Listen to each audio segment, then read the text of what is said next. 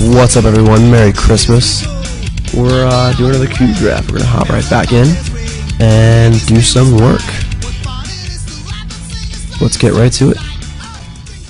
Last few drafts, I actually just recorded one, and I stopped it halfway through because it was going that bad. So before that, we had a junk Planeswalker deck, and then before that, we had a pretty cool mono blue Tinker Storm wacky deck. So let's see what we're gonna do this time. All right, so open our pack, and the Consecrated Sphinx is very, very good. It's probably one of the best 6-drop creatures, right up there with Grave Titan being one of the best. We have Sword Supply Shares, which is, of course, a very solid card. Sword of Body and Mind's a card I just really don't like. It's obviously good. It's stupidly good if your opponent's blue and green. Ends the game in 2 turns. It's a very annoying, frustrating card. I'm not really a fan. Let's see. What do we want to do this draft? The Consecrated Sphinx is kind of calling out to me. That's definitely a card I like a lot. There's no other blue cards in the pack. There's a lot of duds in this pack. Kind of just like iffy ones, like, you know, Etched Oracle, Liliana. Living Death's really hard to use. So it's gonna be the Sword of the Sphinx, or the Swords. We're taking the Sphinx. We're gonna move in on that plan and see where that takes us. Alright, so we've got Pernicious Deed, which is very, very good. And Garrett Color Beast, which is very fun. One of my favorite decks is sort of just like the blue-green ramp deck, which Consecrated Sphinx would go very well in. So we could try to aim to be like a blue-green creature deck. Maybe Wheelless Trigon Predator. That would be ambitious, as this pack is kind of weak. But yeah, Garrick's pretty sweet too. Mash of the Wildlands also pretty good, and would be pretty good in a deck like that. Other options, I mean, Catastrophe's pretty mediocre. There's a lot of mediocre cards in this pack. Torch Fiends, Brimstone Volleys, This card sucks. Shriekmaw's fine. Disc is a card I really hate. This card is just so outclassed. You know, this is a relic of a distant time. But I think I'm gonna go with this Garrick. Maybe we'll do this kind of blue-green ramp deck if we can. See where that takes us. Garrick's a pretty sweet card, so we'll just start our draft with mono 6-drops. Alright, so we have a Misty Rainforest. Nice solid pick. I really hate these Masticores. There's just so many Masticores. I just keep saying that over and over and over again. Mystic Snake is cool. I don't know. It's not really a great card. It's kind of just okay. I know it's a card people love a lot, but it's just not very efficient at what it does. It's fine. I think Misty Rainforest is a pretty safe pick here. We're definitely going to be one of these colors. Hopefully we get some duels. And even if we don't, it's still a dual land by itself. Yeah, it's like a pretty safe pick. So I'm cool with that. Alright. So now here we get some interesting choices. We have Sylvan Caryatid, which would be very good in our deck. If we're looking to ramp, it's also a creature for Garrick. That's pretty sweet. We have Xenagos. Now, we have some unfinished business with Xenagos. If you recall in our last video, we were trying to be the 4-color Planeswalker deck, as Xenagos just kind of jumped out at me. And he was in there the whole time, but we ended up being a 3-color Planeswalker deck, and we cut the red, and we're not able to play Xenagos, which kind of made me sad, because it's Christmas time, and he's red and he's green, you know, what more do you want? But I think we're just going to take the Caryatid here. Archangel of Thrune's pretty good too. Obviously you can do very silly things with Blightsteel Colossus, but we're not really interested in doing that. So we're just going to take the Caryatid, the safe pick. Meshes well with our first 2 picks, kind of gets our ramp deck going, and I'm happy with that. If Xenagos tables, we are taking him 100%, and we're going to move in on that. So we have Precursor Golem's really good. This is a card I like a lot. Pretty sweet card. A lot of power for only 5 mana. We have Thrun. This is a pretty beefy guy. Good versus control decks, obviously. It's actually a very good wall versus mono red decks too, as we saw in our last video. Sphinx of Draw Isle is good. It's a card I like, actually. But we already have 2 very powerful 6-drops, so we're not really looking to go for that. So Stomp Howler is Crucible is cool, but we have nothing to do with it yet. Vampire Cuter is great if you're doing a combo deck, but I think here is either Thrun or Precursor Golem. I think we're just going to take the Precursor Golem. I like the card. It's a lot of power. It's a lot of blockers, too, if necessary. And Thrun's great, but I don't know. It's kind of an army in a can. It's 9 power. It's very hard to argue with that. Here we have another powerful 6-drop or Jace. I think going the Jace route's pretty good.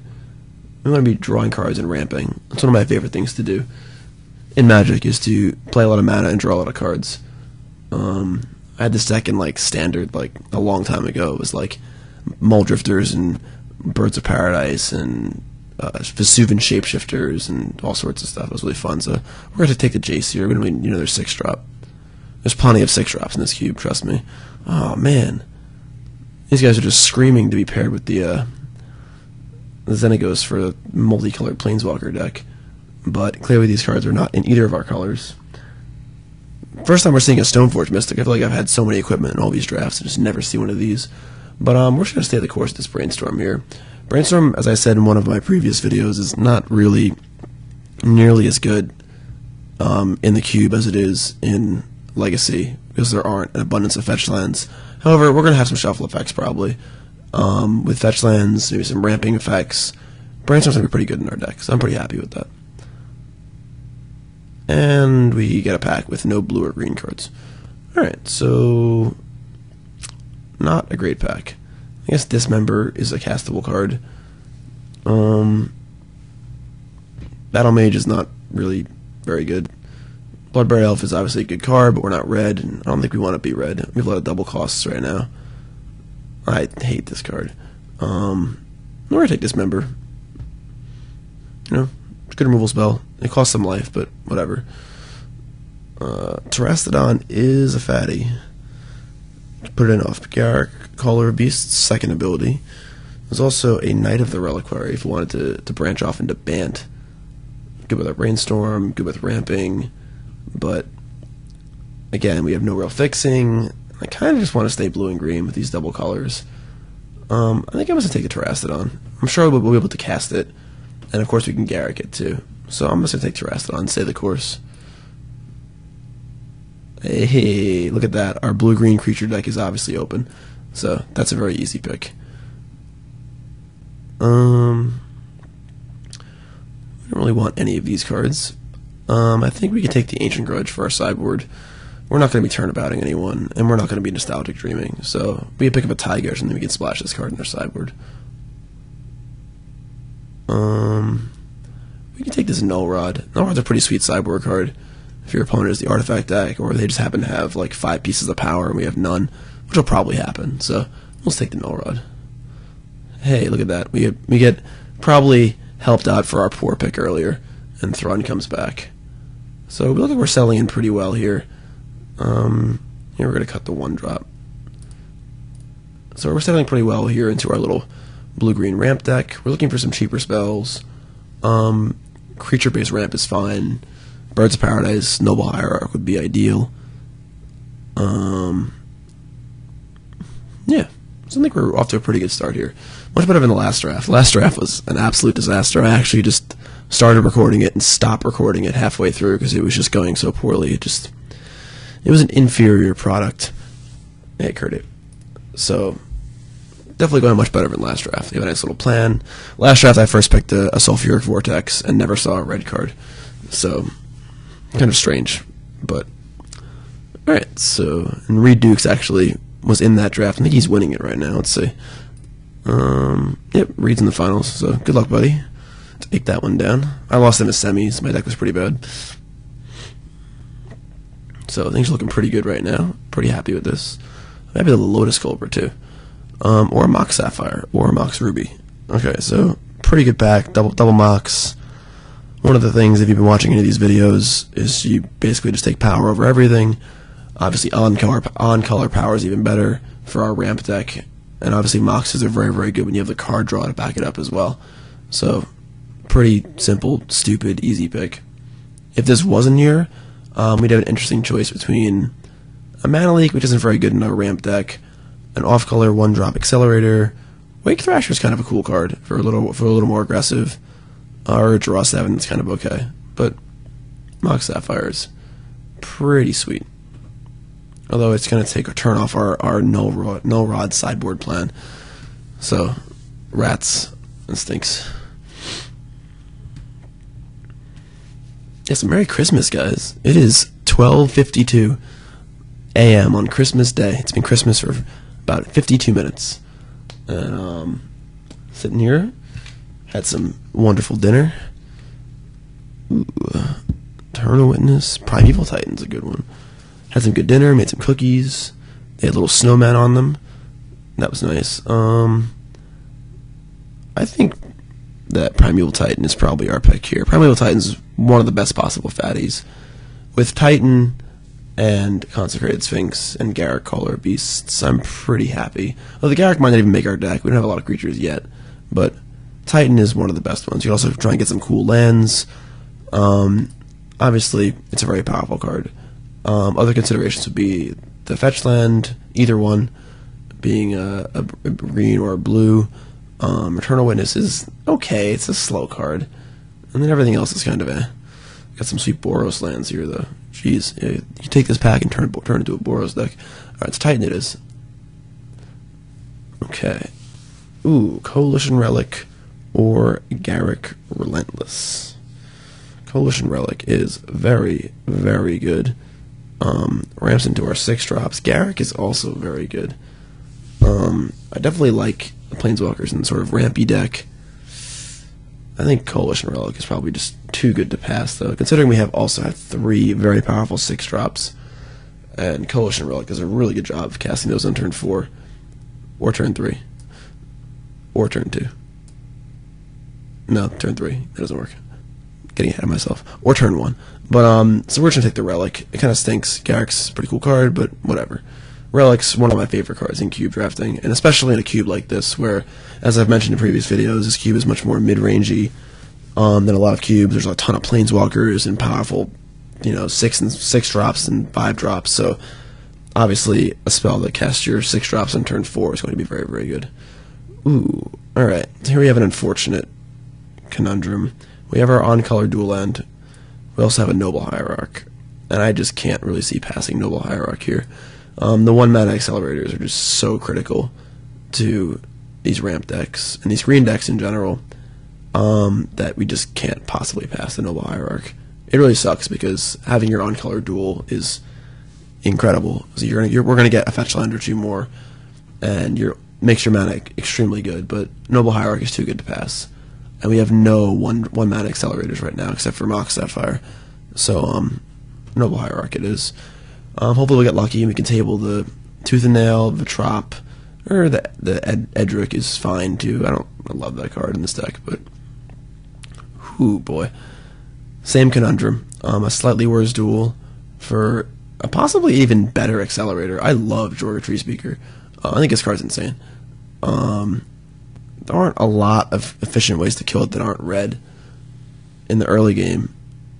And hey, Reed won. Congratulations, Reed Duke. Good man of the year for winning his cube draft. Unfortunately, he couldn't face me in the finals, where I would have undoubtedly taken him down. But so yeah, Breeding Pool or Treespeaker. Again, we're now losing the ability to get any blue-green duel, which sucks. But I think Jorga Treespeaker is way too good. We can easily cast a Titan on turn 3 with this card. So Treespeaker it is.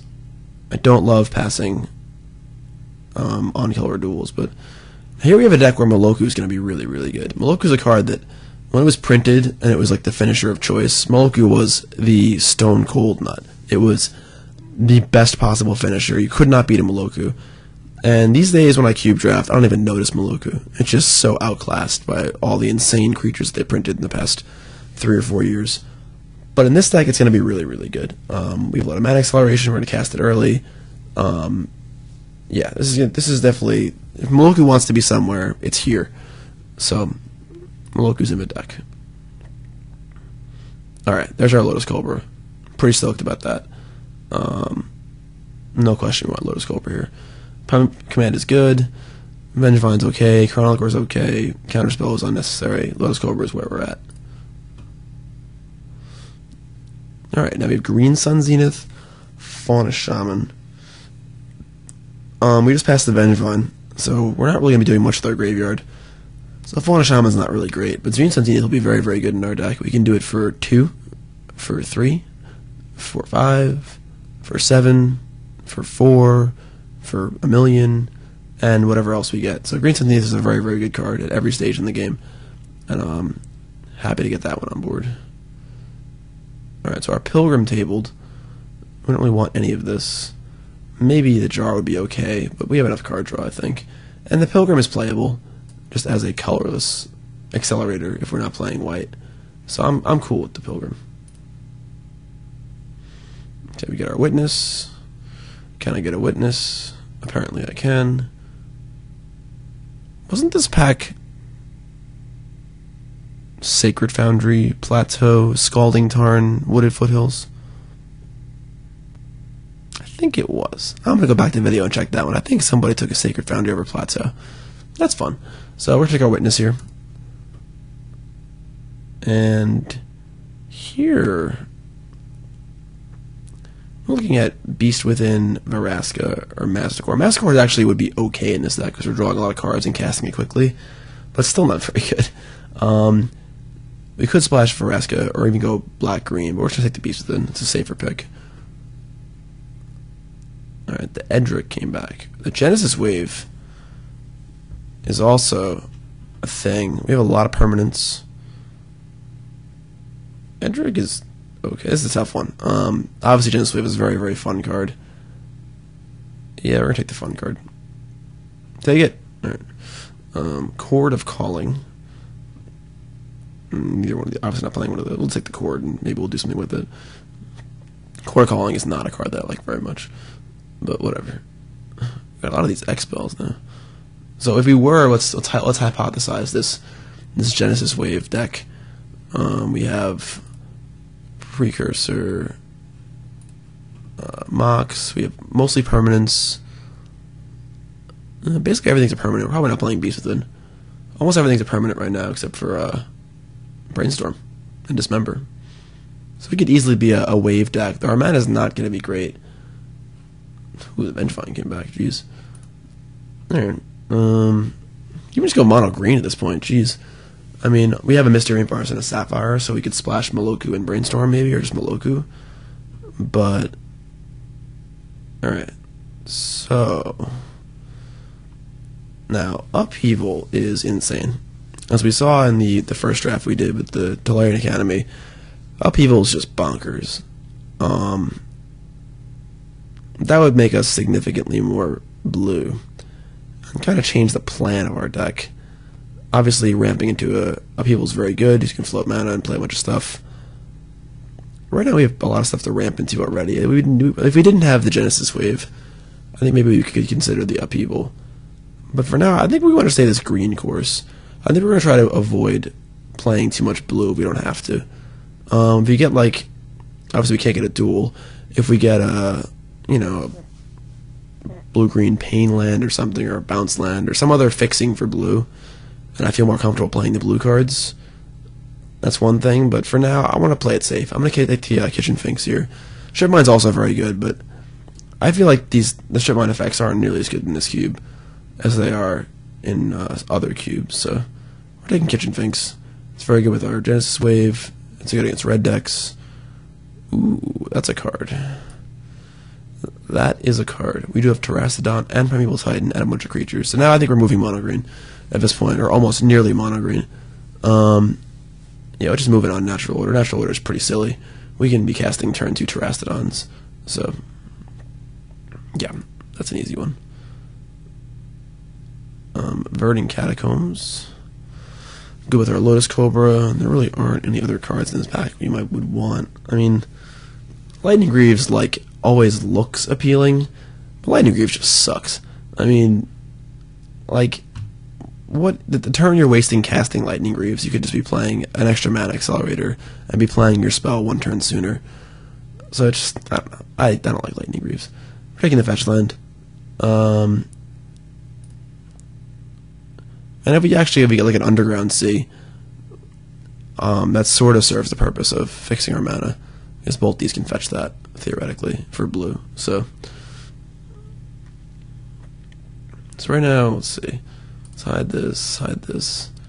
1, 2, 3, 4, 5, 6, 7, 8, 9, 10, 11, 12, 13, 14, 15, 16, 18, 19. Right now we have 19 mono green playables, which is a good amount. So we wouldn't need to play the blue if we didn't want to. Show and tell is cute, but we don't really need to do that. I think we're looking at a choice here between Wickerbower Elder and Wolfear Silverheart. I'm pretty happy with the Wolfear. Wolfear is a card I really don't like at all.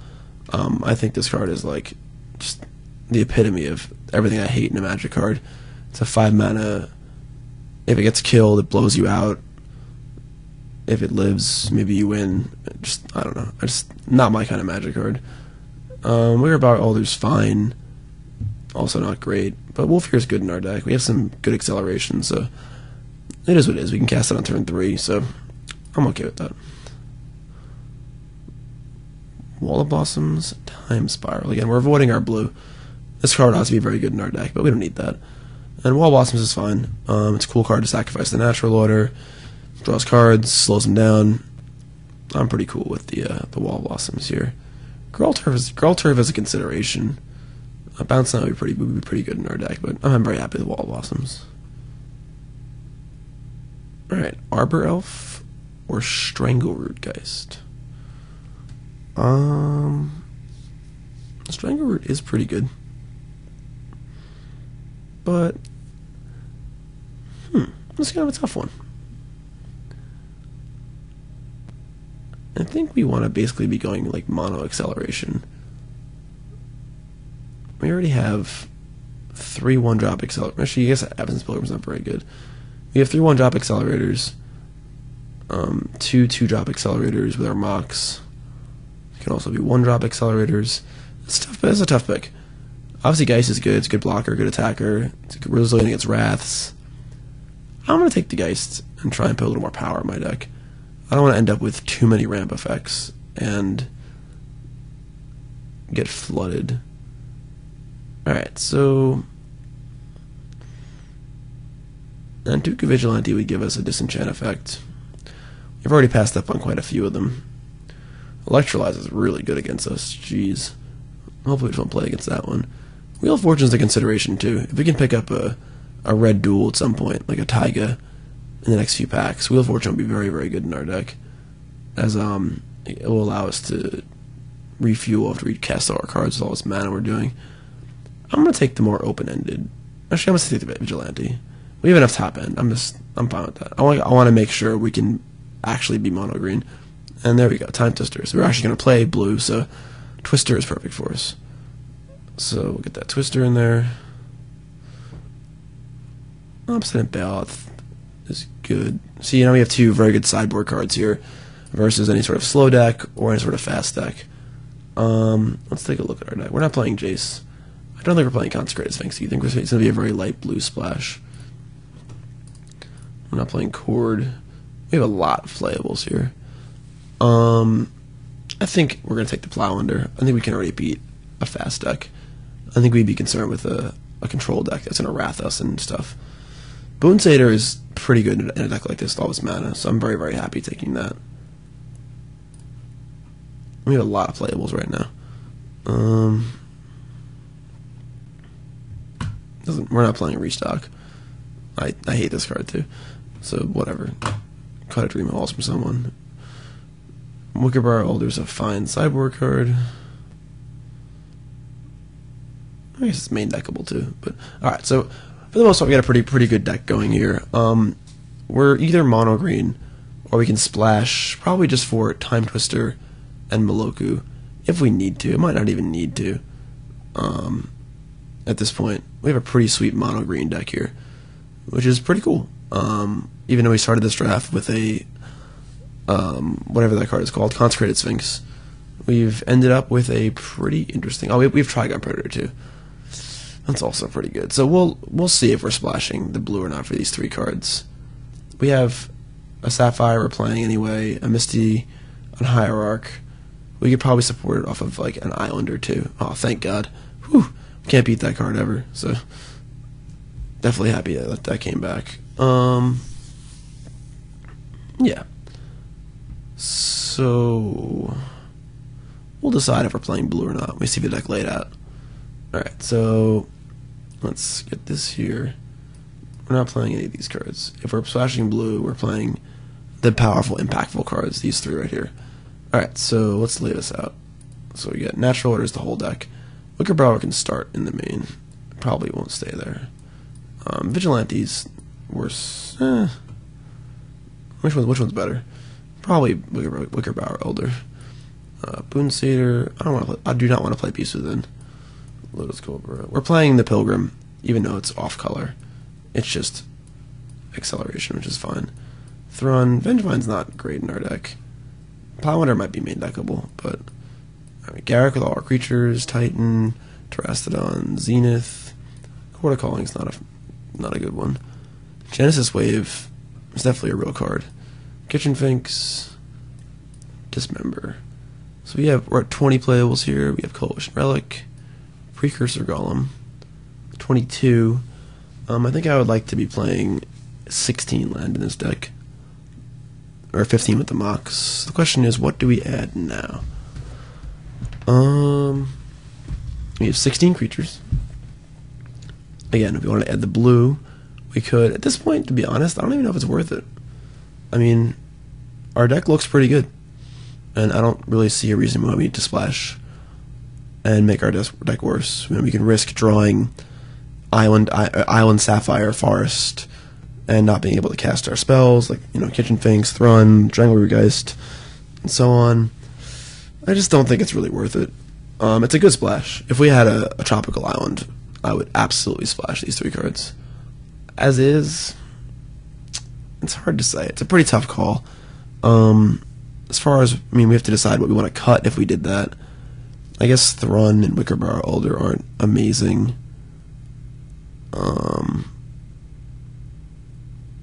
It's a tough call.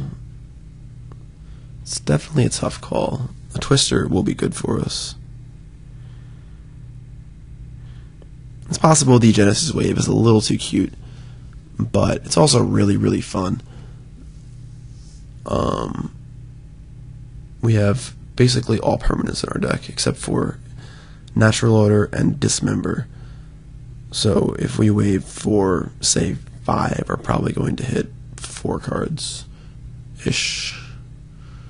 This is a really tough one, I'm not gonna lie. Do we want Trigon Predator, Time Twister, Meloku? And if not, our other options would probably be Vengevine, Nentuku Vigilante, or Vengevine, Thelodian Hermit. Probably the Hermit.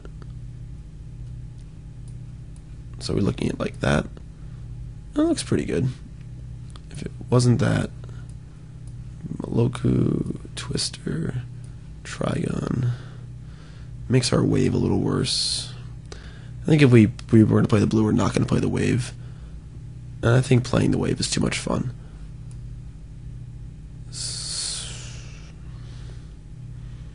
Man, that's a tough decision.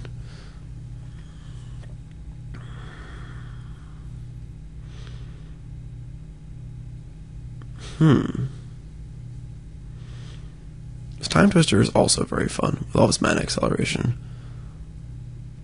So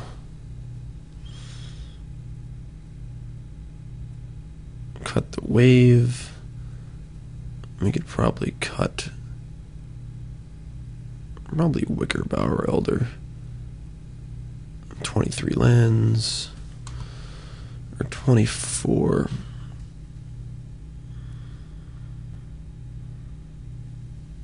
That's a tough choice. Alright, we're going to start with the wave. We'll just go back and forth. When in doubt, just do both. It's possible we want Plowlander too. Plowlander also would be good if we're cutting the wave and doing this. We're just going to do this for now. This is more fun. So we'll do that. We are mono green. We have a Sapphire. We want no plains, no swamps. You could theoretically play one swamp to make Dismember a little less painful, but that's not necessary. Alright, so our deck is pretty sweet, and if we want to, we have a sideboard plan of 2 islands, Time Twister, Maloku, Trigon Predator, Plowlander, and we probably would be boarding out the Genesis Wave, the Wickerbower Elder, the Vengevine, and probably the Hermit. So, in the abstract, these cards look much, much better. But we're going to stick with this for now. This kind of be the mono green wave deck, because that's really fun. So, things get hairy, we want to change it up, we can. But as it is for now, I'm pretty happy with this. So, we'll see you guys in a bit when the game starts.